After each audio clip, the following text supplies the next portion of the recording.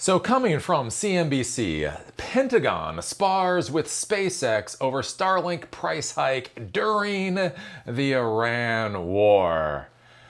Hey, you know what they say in business. There's no better time to jack up the rate of your product than when lives are on the line. If people stop using your product and they're gonna die, they're most likely going to be willing to spend a hell of a lot more money for your product. This is just good capitalist business practice. So yeah, you know how I've talked about the whole AI fraud? You know how I've talked about how the AI fraud is going to end in abject disaster? Yeah, I feel that I am just not pessimistic enough. I talk about it with my mother. So my mother was a god-awful, horrible alcoholic, and I was really concerned about how all that would end. And I have to say, it ended so much worse than I ever expected. Right? It ended with basically me in what was her bedroom mopping up the crap that she had literally died in. And none of that is exaggeration or melodrama. And that was the point in my life where I started to think, maybe Eli's not pessimistic enough.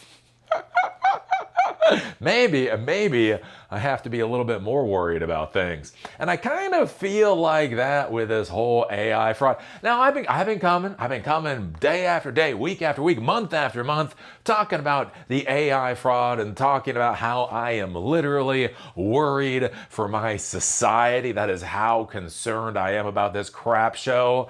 And I'm starting to realize maybe I have not been worried enough. Right? So the big thing going on right now is with SpaceX, right? They have this $1.7 to $2 trillion IPO coming down the pike. We have just seen their S1 filings, and it doesn't make a damn bit of sense. To be clear, it says a lot about our society, but it is also true. OnlyFans makes about the same amount of revenue as SpaceX space launches. If you compare OnlyFans revenue with SpaceX space launches, they're about the same. The way that SpaceX actually makes any profit is through the Starlink satellites that they put up there for internet service. But then that also becomes weird because then you realize that SpaceX is using SpaceX rockets to launch SpaceX Starlink satellites, which then makes the whole question about space business, again, even more questionable. Anyways, right?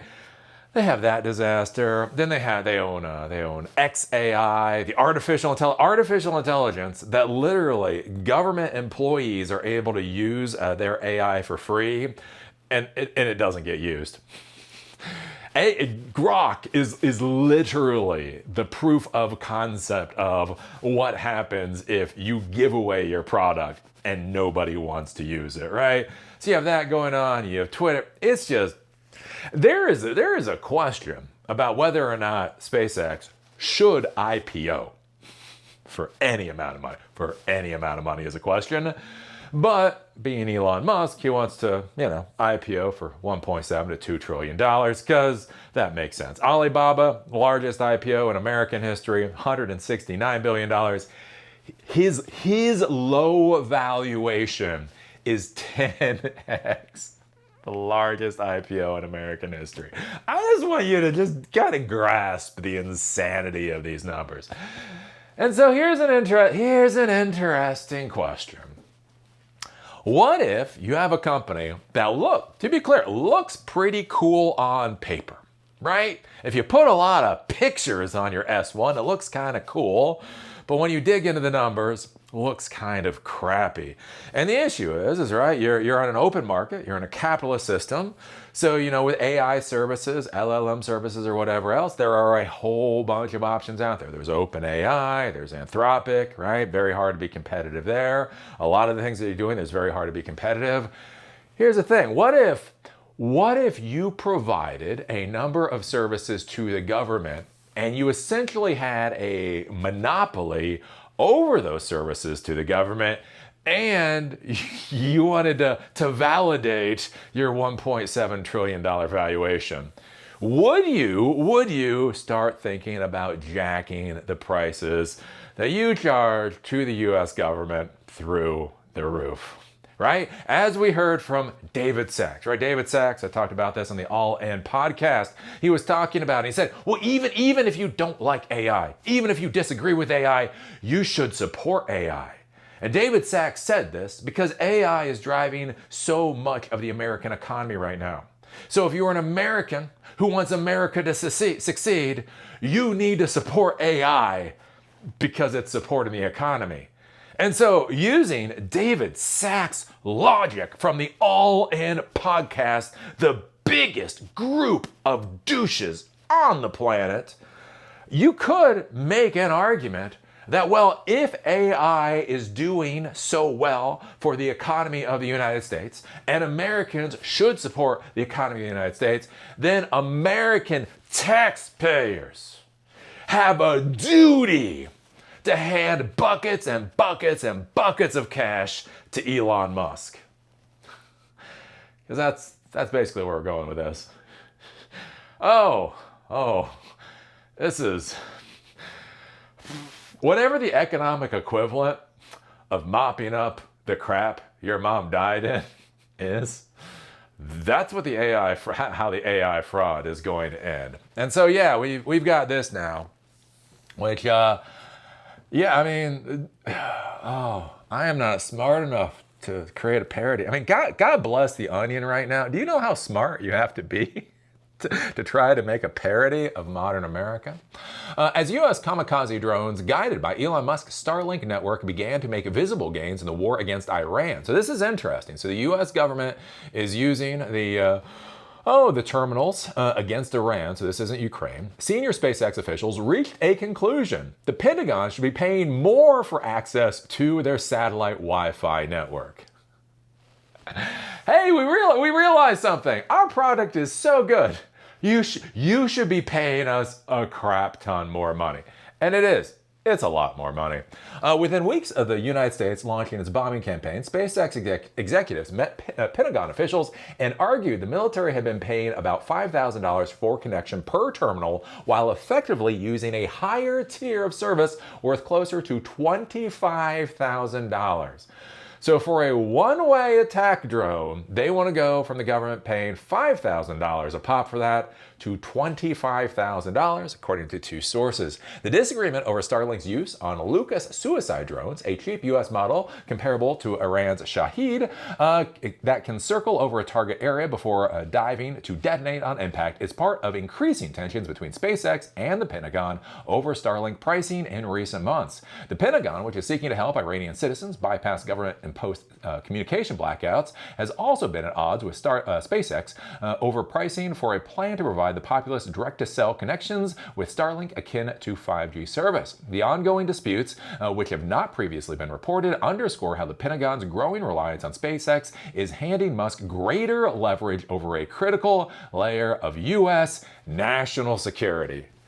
Doesn't that make you feel comfortable? Doesn't it make you feel comfortable when a guy who's so fucking out of his mind half the time is, hopped up on ketamine and Ambien and whatever the hell he can shove down his fucking gullet?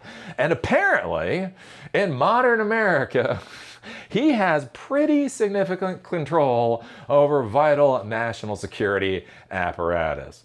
That is a hell of a thing. This is also the concern with the whole, I've been talking about the consumerization of military services for a while, right? When Starlink started to be used in Ukraine, right? Back in the days, again, I was in the Army, did, electronic repair, that type of thing. And as I talked about, if a bomb or a missile dropped on my head, people would be sad, but a soldier died when something went boom isn't exactly a shocker there. One of the interesting questions that comes up is, as you consumerize military services, what happens when a Verizon customer service representative has a bomb dropped on their head? It's like, but that was a civilian. it was like, yeah, but they're also supporting the military and, bombing an entirely different country, right? There's a whole bunch of, questions there. Also, one of the things to be thinking about when you start thinking about the consumerization of military type services is the complete lack of things like chain of command or the United States Code of Military Justice, USCMJ, the USCMJ, right? So again, if I was a soldier and I told my superior to go bugger themselves or whatever else, I would have to worry about a court martial or that type of thing. What happens when essentially you outsource your signals corps to a completely civilian organization?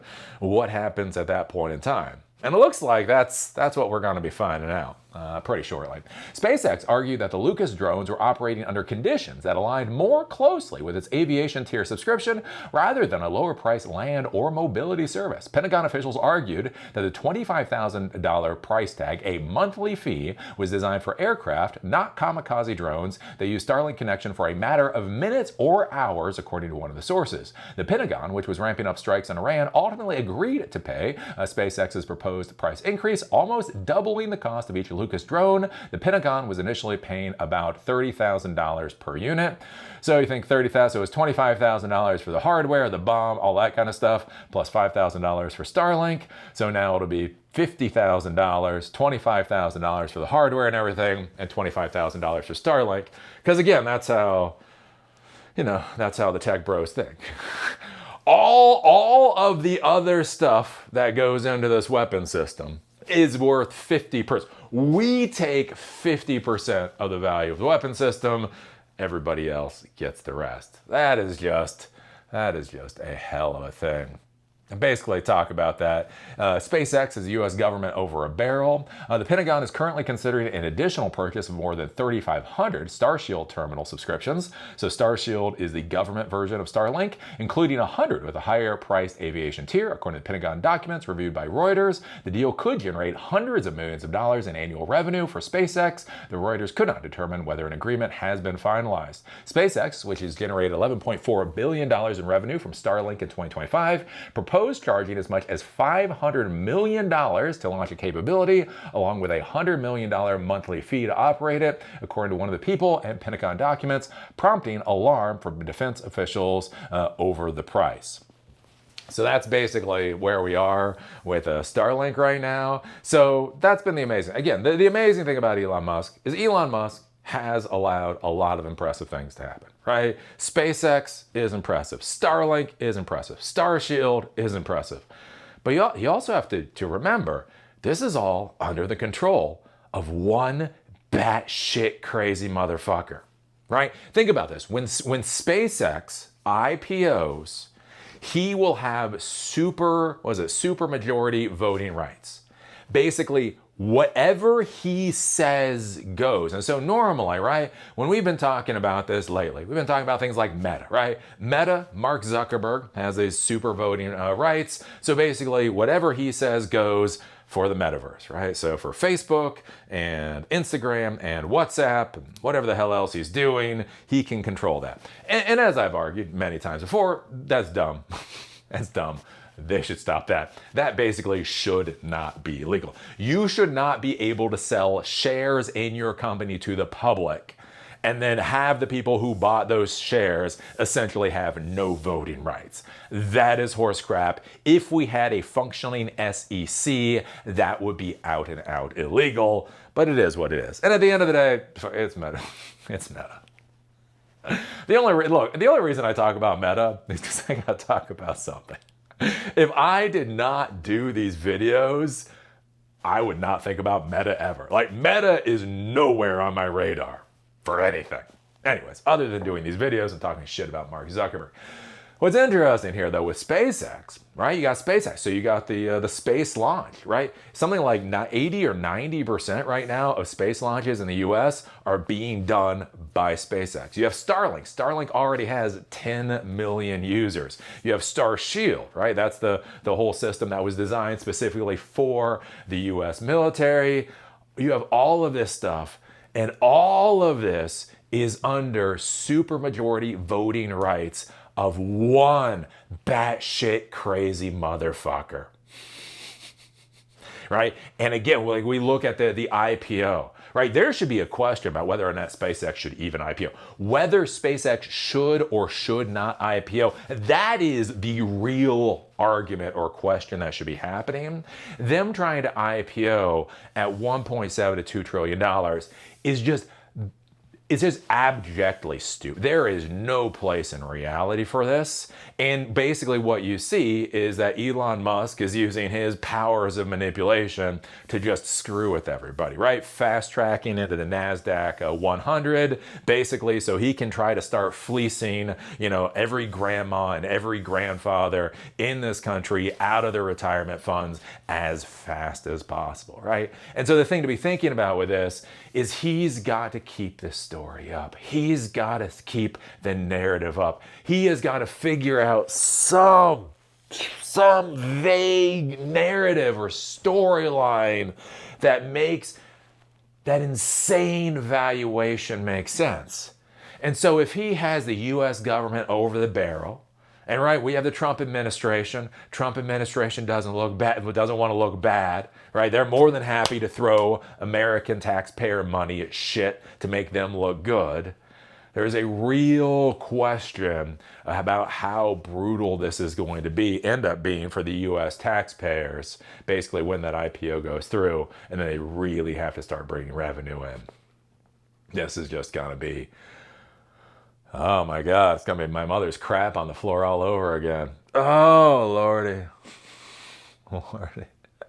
It's not whether or not you're paranoid. It's whether you're paranoid enough, motherfuckers.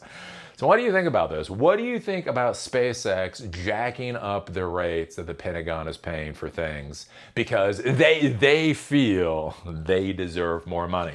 Again, and to be clear, that is a bit of a nothing burger in the real world, right? We got the military-industrial complex. That is a crap show, but it's a crap show that's been going on for almost 100 years now. It is what it is. But think about that military-industrial complex insanity that we've been dealing with for decades and decades and decades, and you fucking super glue a batshit crazy CEO that desperately needs his garbage company to be valued at $1.7 trillion. So anyways, what do you think about this? Put your thoughts down below. If you like these episodes, do remember you can get them on Spotify and on Apple Podcasts. Link is in the doobly-doo. If you want to follow me on LinkedIn, there's a link down there too. And with that, Lordy, I wish I was still drinking. I stopped drinking alcohol a while, not for alcoholism, just for health. Just like, fuck it. Whatever, right? Oh, right about now, maybe I should go back to drinking. Maybe I should go back to drinking. Anywho, see y'all later.